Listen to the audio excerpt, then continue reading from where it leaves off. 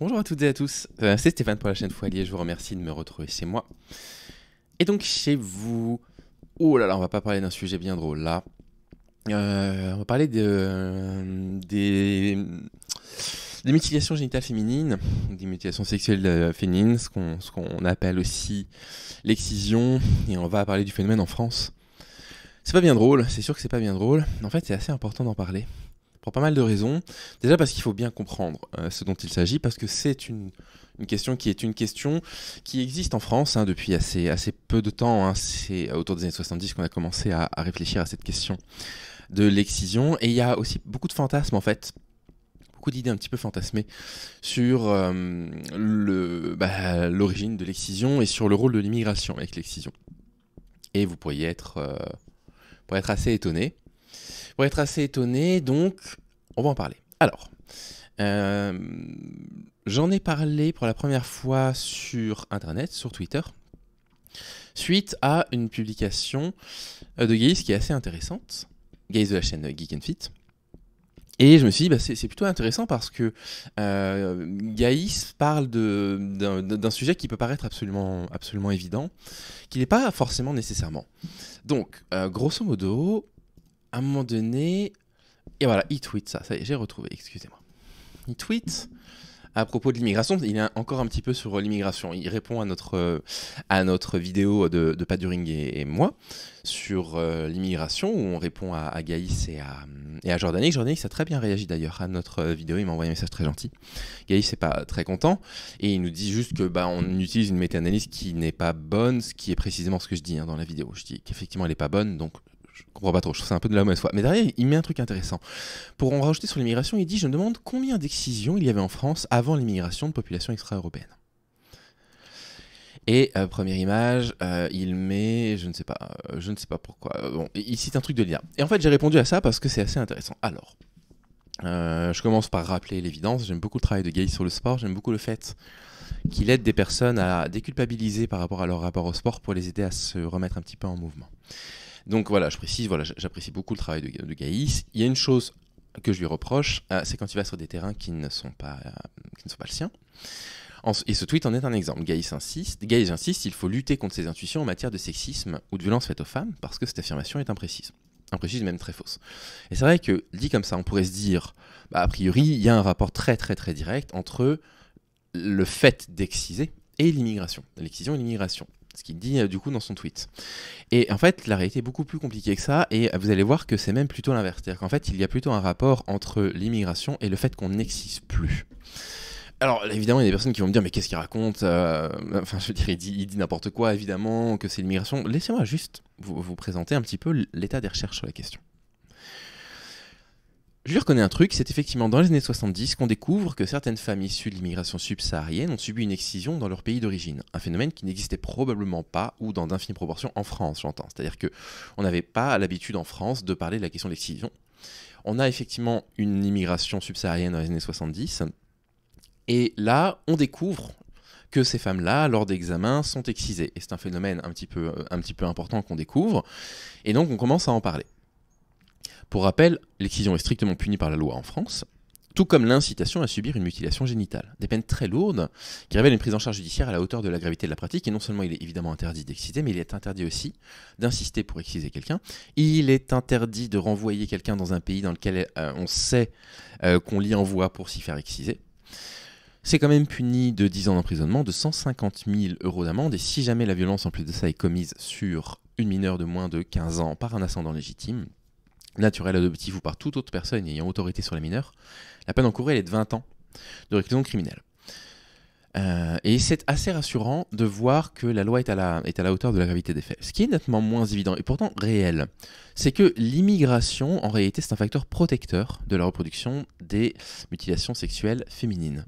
Voilà le site que je vais citer, que je vais bien évidemment vous mettre dans la description de la vidéo. Enfin, le site, le document, qui est un document du coup gouvernemental, qui a été publié, si je vous dis pas de bêtises, en 2017. Je suis désolé, il est très très tôt ce matin, j'ai quasiment pas dormi, donc je fais ça de mémoire par rapport à hier.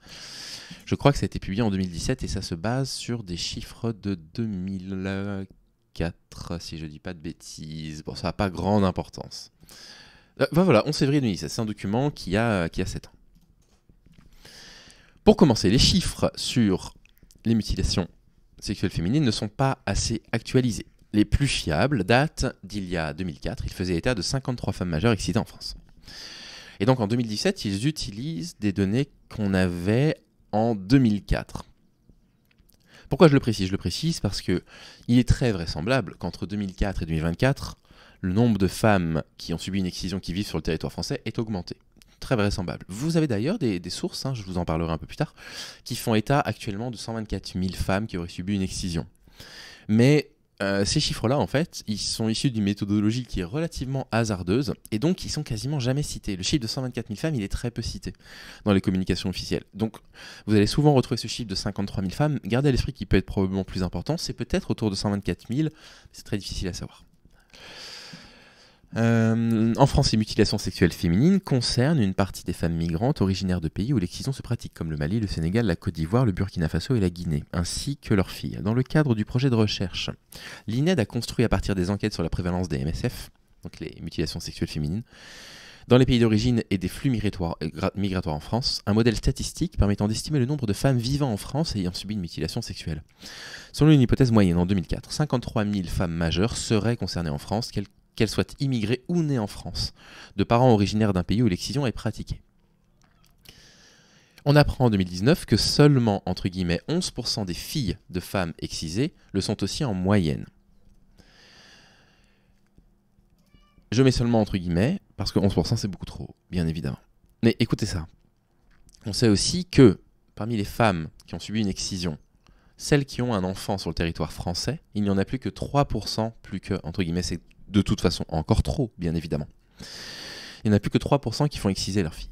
On va tout de suite revenir là-dessus dans un instant. Regardez, c'est écrit ici, une pratique qui diminue très fortement en contexte migratoire.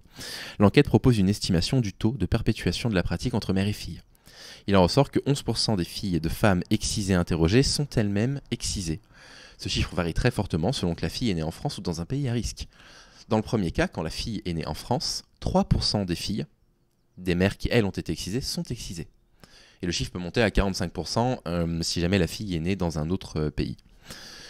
Ça veut dire quoi ? Dans un contexte migratoire, la pratique de l'excision tend à se perdre.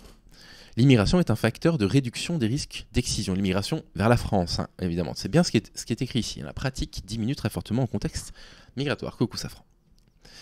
L'immigration est donc un facteur de réduction des risques d'excision. Le risque pour ces 3% de victimes qui n'y échappent pas n'est pas d'être excisées en France, mais dans leur pays d'origine, c'est bien précisé. Progressivement, en contexte migratoire, la pratique se raréfie et le risque d'être excisé sur le territoire français est très faible.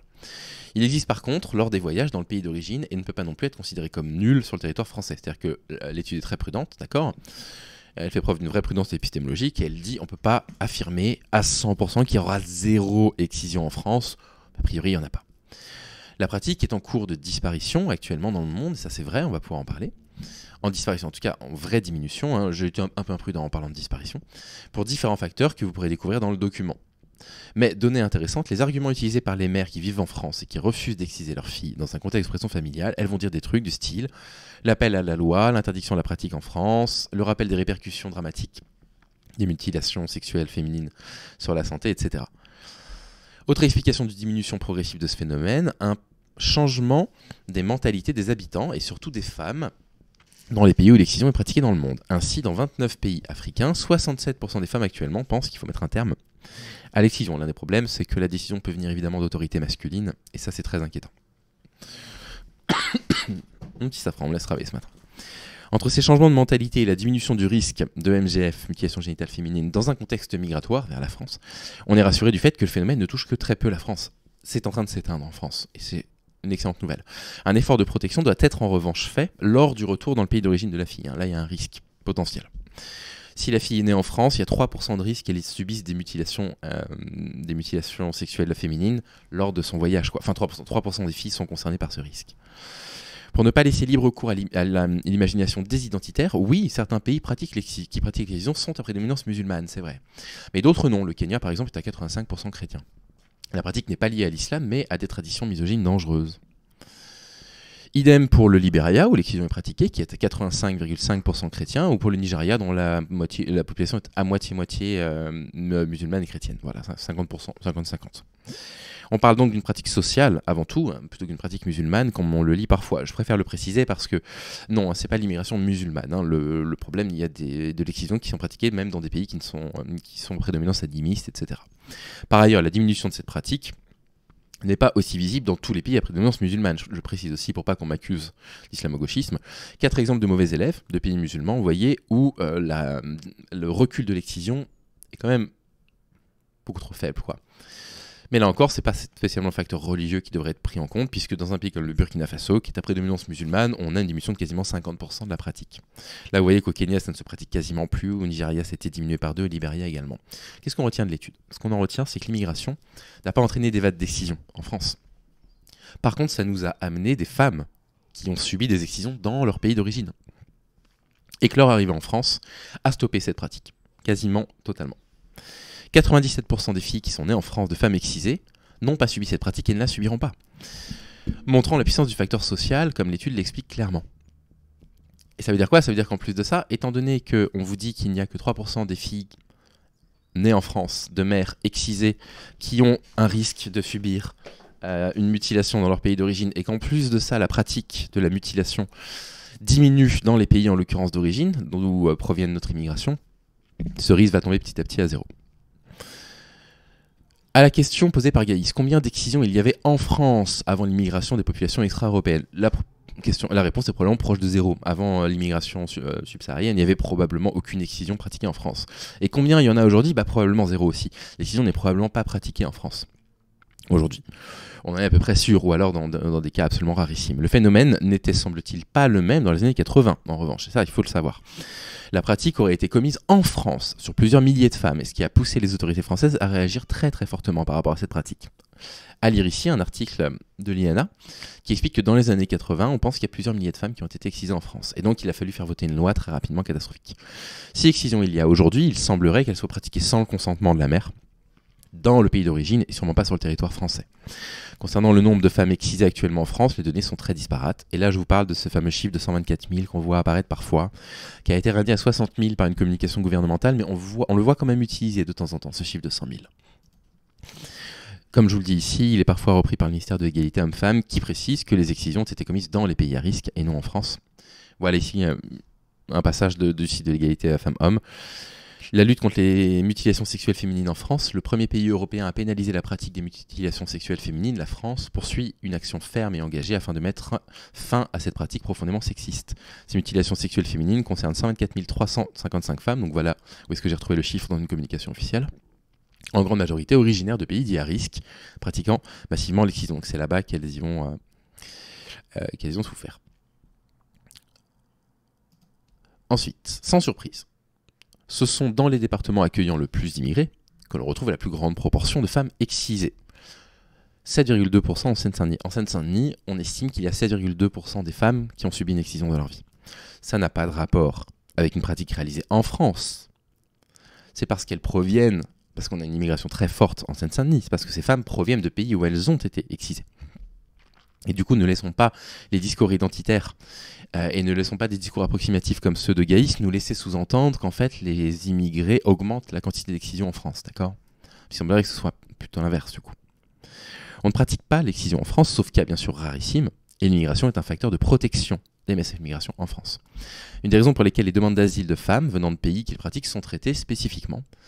Et vous avez effectivement d'ailleurs sur le site Info Migrants des explications assez claires. Si vous venez d'un pays où vous risquez une mutilation génitale féminine, voilà comment agir pour demander l'asile en France. Les procès contre des parents ayant excisé leur enfant en France ou au pays sont rarissimes. Très difficile d'en trouver la moindre trace.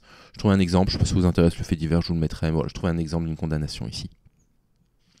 Voilà. Je grince ainsi beaucoup des dents quand je lis sur le fil Twitter d'un zététicien, donc pris au sérieux, une suggestion d'augmentation des faits d'excision en France due à l'immigration. Et on relit bien les mots, pour qu'il ne me dise pas que je lui ai fait dire ce qu'il n'a pas dit.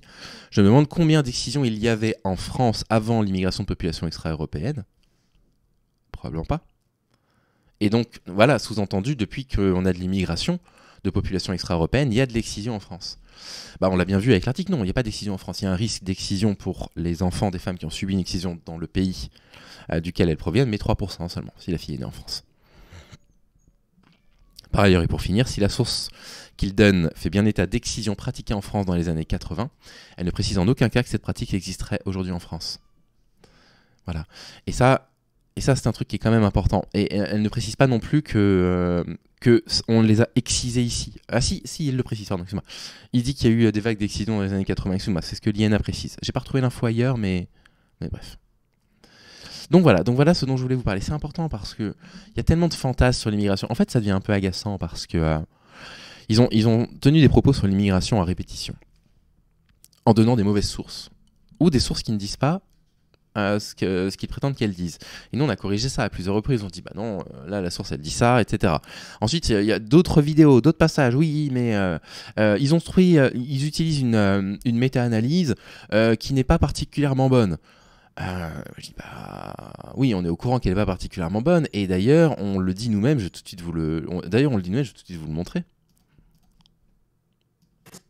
Nous, avec Paduring, on va pas vous dire la religion, c'est facteur de ou ça protège de par rapport à la criminalité. On va rester prudent parce que même les études qui concluent à une absence de lien précisent que la méthodologie, elle n'est pas encore parfaite, que l'étude, elle pourrait être un petit peu plus développée.